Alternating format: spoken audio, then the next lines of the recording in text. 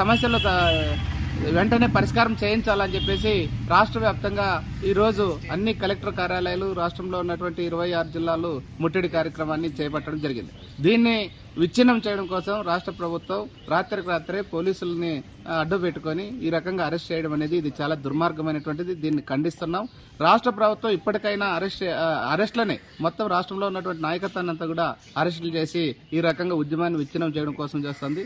అది పుట్టపర్తిలో అరెస్ట్ చేసి నల్లమాడకు తరలించినారు. మేమేం దొంగలం కాదు, మేము న్యాయమైనటువంటి అంగన్వాడీ సమస్యలు పరిష్కారం చేయాలని చెప్తుంటే ఈ రకంగా ఎక్కడ పడితే అక్కడ తోలుకొచ్చి ఇట్లా అరెస్టులు చేసి చెప్తున్నారు.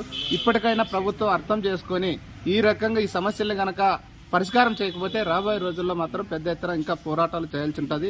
ఇప్పటికీ ప్రభుత్వం అంటే పోలీసులను అడ్డుపెట్టుకుని సూర్యునికి అరిసే అడ్డం పెట్టి ఆపాలనేది ఎంత మూర్ఖత్వమో, ఈ రకంగా అంగన్వాడీ సిఐటి ఉద్యమాన్ని ఆపాలనేది కూడా అంతే మూర్ఖత్వం అని చెప్పేసి మేము చెప్పదలుచుకున్నాం. అందుకని దీన్ని ఉద్యమాల్ని అరెస్టులు చేసి అరెస్టుల ద్వారా విచ్ఛిన్నం చేసి ఈ రకంగా అనసాలని చెప్తే మాత్రం బంతి నేలకేసి కొడితే ఎంత స్పీడ్ గా పైకి వస్తుందో అంతే స్పీడ్ తో మా ఉద్యమాన్ని కూడా ఇంకా ఉధృతం చేయాల్సినటువంటి పరిస్థితి వస్తుంది.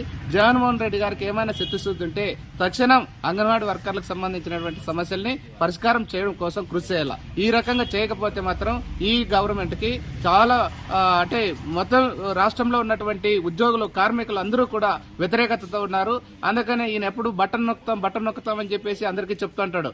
మా టైం వచ్చింది, ఇప్పుడు బటన్ నొక్కే టైం. మేము కూడా బటన్ నొక్కి జగన్మోహన్ రెడ్డి గారిని నాడు కూర్చోబెట్టడానికి ఆయన టైం వచ్చింది. అందుకని ఆయన అర్థం చేసుకుని సమస్యలు పరిష్కారం చేయకపోతే మాత్రం ఈ ఉద్యమాన్ని తీవ్రత తరం చేస్తామని చెప్పేసి ఈ ప్రభుత్వానికి హెచ్చరిక చేస్తున్నాం.